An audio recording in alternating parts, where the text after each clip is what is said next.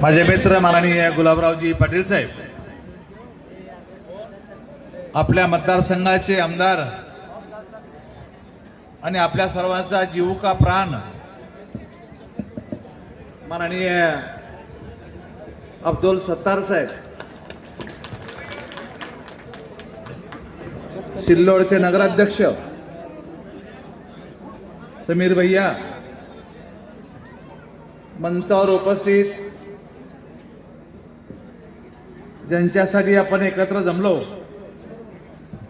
ते सन्माननीय अब्दुल अमीर अब्दुल सत्तार, अर्चना अरविंदजी शिंदे, रजनीताई अप्पा नागरे आणि या सर्वांना विजयी करण्यासाठी जमलेले अंबई या मतदारसंघातील सर्व मतदार बंधू आणि भगिनींनो,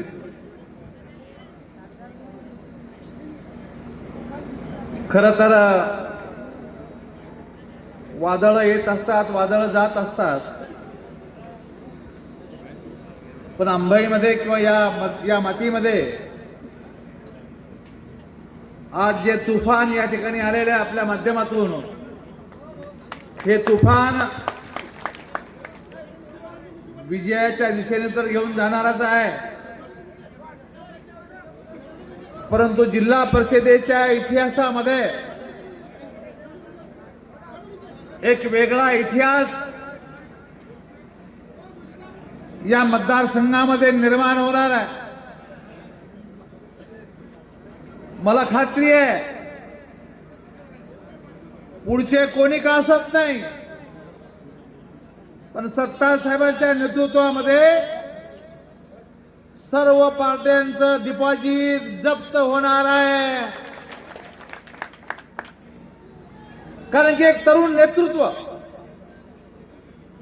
अमेरच्या माध्यमातून एक तरुण नेतृत्व, आपल्याला आपले नेते माननीय अब्दुल सत्तार साहेब या ठिकाणी सोबत आहे. मी कायम मागच्या बैठकीत सांगितलं, येणारे 50 वर्ष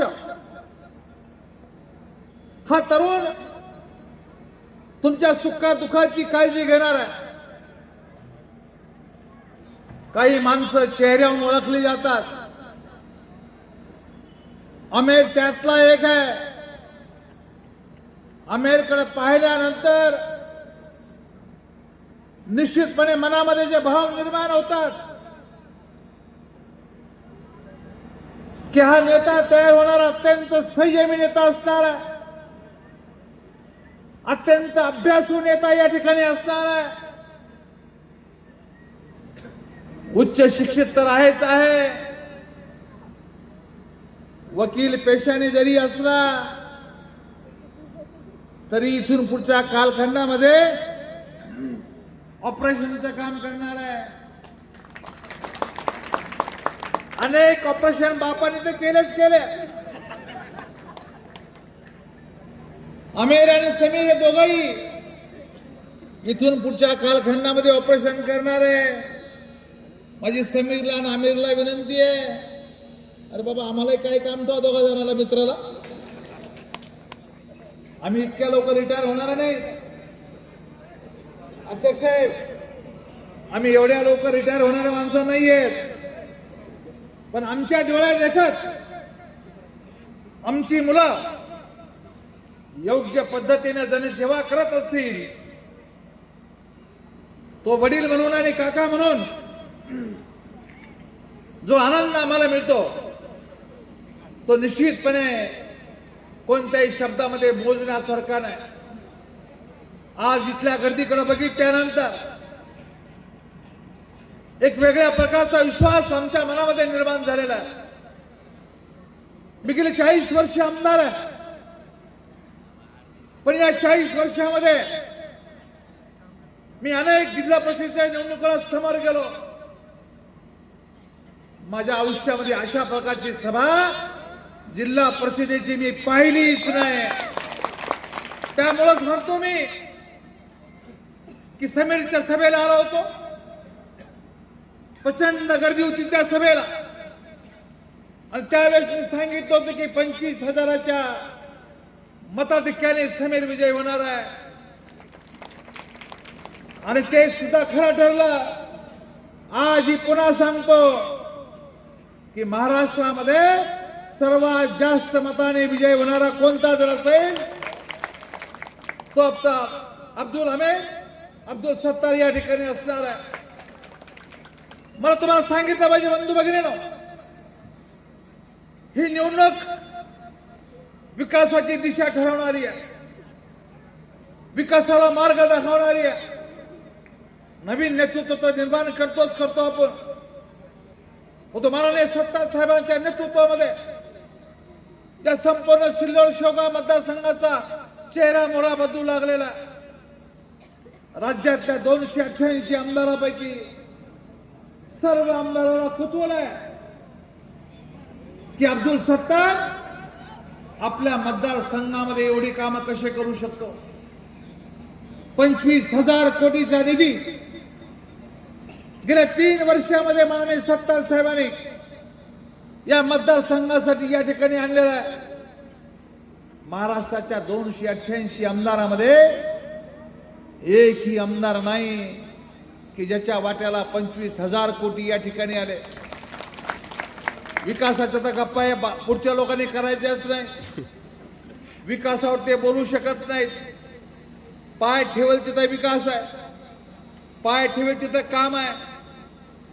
मी सातत्याने सांगत आलेलो आहे की आपण सार्वजनिक जीवनामध्ये वावरणारे माणसं आहोत. आपली मोटरसायकल खराब झाली तर आपण काय करतो? मोटरसायकलच्या गॅरेजमध्ये घेऊन जातो. आपली जीप खराब झाली तर आपण काय करतो? जीपच्या गॅरेजमध्ये काम करायला घेऊन जातो. सायकल खराब झाली तर सायकलच्या दुकानावरती नेतो. या सर्व गाड्या वेगवेगळ्या गॅरेजमध्ये न्याव्या लागतात. परंतु अब्दुल सत्तार नावाचं गॅरेज असं आहे, इथं डीपी जायला तरी हेच गॅरेज आहे, रस्ता बनवायचा तरी हेच गॅरेज आहे, तुमचं सिंचन करायचं तरी हेच गॅरेज आहे. अरे या मतदारसंघाचं भाग्य आहे, या मतदारसंघाचं नशीब आहे की अशा प्रकारचा एक खमक्या नेता आपल्या मतदारसंघाला लाभलेला आहे, ज्यांनी या मतदारसंघाचा सर्वांगीण विकास या ठिकाणी करण्याचा परिपूर्ण प्रयत्न केलेला आहे. त्यामुळे विकासावर कोणी बोलू शकत नाहीत. बोलतील कशावरती? आमच्या मित्राला बदनाम करण्याचा प्रयत्न करतील. आता निवडणूक 2 दिवसावरती राहिली, त्यांना माहिती आहे विकासावर मतदान मिळणार आहे, मग काहीतरी नवीन युक्त्या काढतील. धर्माच्या नावावर, जातीच्या नावावर, हिंदू मुस्लिम या अशा पद्धतीच्या काही नवीन गोष्टी काढतील. आणि आता मग 6,000 मुसलमान आहेत, 17,000 हिंदू आहेत. मी ऐकलं त्यांच्या कालचा परवाच. लाज वाटत नाही सत्य त्या लोकांना असं बोलायला? तुम्ही जातीवाद पसरण्यासाठी आहे?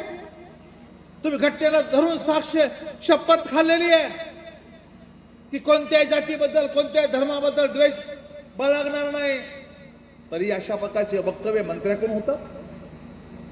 ही अत्यंत निषेधार्थ गोष्ट निश्चितपणे या ठिकाणी आहे.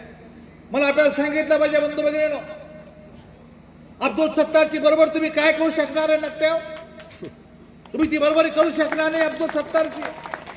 ज्या माणसाने सिल्लोड शहरामध्ये सर्व समाजाला न्याय देण्याची भूमिका घेतली, सर्व थोर पुरुषांच्या कमानीत लावल्या, सर्व थोर पुरुषाच्या नावाने मोठे मोठे म्युझियम तयार केले. एवढंच काय, परंतु अजिंठ्याच्या पायथ्याशी 100 कोटी रुपये खर्च करून छत्रपती शिवाजी महाराजांचं स्मारक माननीय सत्तार साहेब निर्माण करतात. 63 कोटी रुपये खर्च करून डॉक्टर बाबासाहेब आंबेडकरांचं स्मारक माननीय सत्तार साहेब तयार करतात. अरे माननीय सत्तार साहेबांनी छत्रपती शिवाजी महाराजांचे पुतळे बसवले. या नालायकाला लाज नाही वाटत? एक मुस्लिम माणूस छत्रपती शिवाजी महाराजांचे पुतळे उभा करतो आणि हे म्हणतात की हा पुतळा अब्दुल सत्तारने उभा केलेला आहे. हा मुसलमानाचा पुतळा आहे. अरे छत्रपती शिवाजी महाराज सुद्धा अशा पद्धतीने बोलता लाज कशी वाटत नाही या लोकांना? अरे तुम्ही एक पुतळा उभा केला का दाखवा आम्हाला. 100 कोटी रुपयाचं स्मारक उभा राहू लागलेलं आहे. यांच्या डोळ्यामध्ये हे सर्व खुलू लागलेलं आहे. त्यामुळे मला आपल्याला विनंती करायची बंधू भगिनींनो की अशा पद्धतीनं जाती धर्माच्या नावावरती या ठिकाणी ही निवडणूक नेण्याचा प्रयत्न करते. काय या सत्ताच्या लोकांनी काय केलं? जाती जाती धर्मामध्ये भांडणं, मराठ्यांच्या विरोधामध्ये ओबीसी निर्माण केलं, ओबीसीच्या विरोधामध्ये मराठा उभा केले, हिंदूंच्या विरोधामध्ये मुस्लिमांच्या विरोधामध्ये हिंदू, सुवर्णाच्या विरोधामध्ये संपूर्ण दलिताच्या विरोधात सुवर्ण. हा जातीवाद का वाढला याचा विचार करा बांधवांनो. कोण याला खतपाणी घालतं? कोणाच्या आशीर्वादाने हे चालू आहे? याचा विचार तुम्हाला करावा लागणार आहे. अरे मी ज्या भागातून जालन्यातून आलो त्या भागामध्ये सर्व समाजाची आंदोलनं पेटलेली आहेत. एक गाव असं आहे की त्या गावामध्ये ओबीसी आणि मराठा अर्धे अर्धे राहतात. मी त्या गावात गेल्यानंतर दोन्ही बाजूला जातो, भेटतो. तिथल्या ओबीसीने सांगितलं की आमचा मराठ्याचा रामनाम बंद झाला. मराठ्याकडे गेलो तर मराठे म्हणतात की आमचा आणि ओबीसीचा रामनाम बंद झाला. अरे हे पाप कोणाचं आहे? हे पाप कोणी उभा केलेलं आहे? जाती जातीमध्ये धर्मात भांडणं कोण लावत आहे? याचा विचार करण्याची वेळ निश्चितपणे आता आलेली आहे. आमेर आणि बाकी सर्व आमच्या भगिनी रजनीताई आणि अर्चनाताई हे विजयी होतीलच, परंतु या माध्यमातून तुम्हाला सत्तार साहेबाला एक वेगळ्या पद्धतीने ताकद द्यायची, सत्तार साहेबाला हिंमत आणि ताकद द्यायची. मला सांगत होते की मी आमेरकडे अजून गेलो नाही. मला सत्तार साहेब तुम्ही एकटे पालक नाही त्याचे, हे जमलेत, हे सर्व आमेरचे पालक आहेत. हे सर्व आमेरला सांभाळून घेणार आहे. जो माणूस रात्रंदिवस तुमची काळजी करतो, आता पर्यायाने तुमची जबाबदारी आहे आमेरची, आणि या सर्व भगिनीची आणि भावाची काळजी घेणं तुमची जबाबदारी आहे. आणि मला खात्री आहे सत्तार साहेब चिंता करायची गरज नाही.